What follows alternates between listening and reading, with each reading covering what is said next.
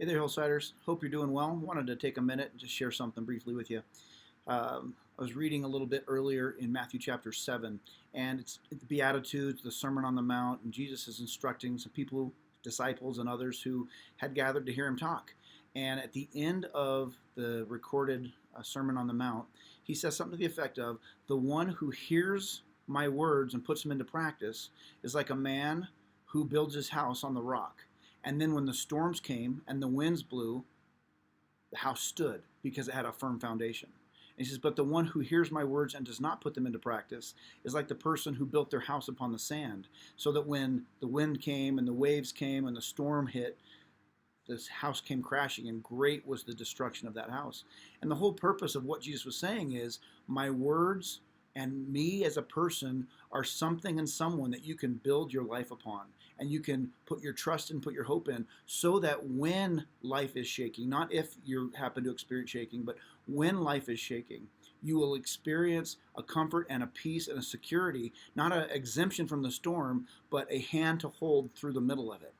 And I was reminded of this last week because my mama posted something on the social medias, and it was something encouraging, and it was a line from a song that we used to sing back in the day, and you probably have heard it. It's a hymn, which means it was written a long time ago, usually with some really cool instrumentation. But this particular one is, "On Christ the solid rock I stand, all other ground is sinking sand.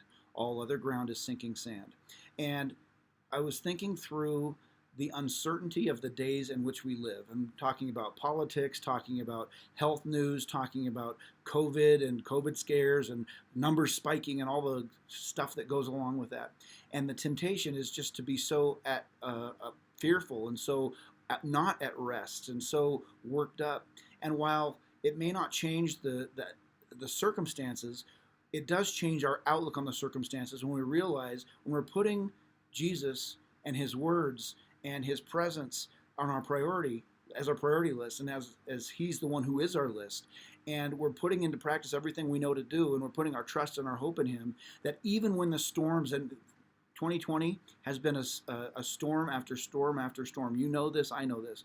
But in the middle of all this, Jesus is still good. He is the rock upon which we can stand. And my brothers and I used to sing that song, "On Christ the solid rock I stand, all other ground is stinking sand."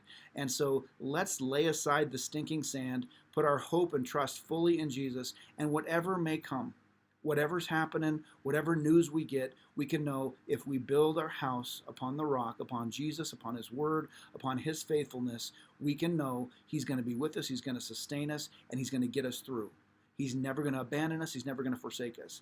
I was incredibly encouraged hearing that and thinking about it, and I just wanted to share that with you.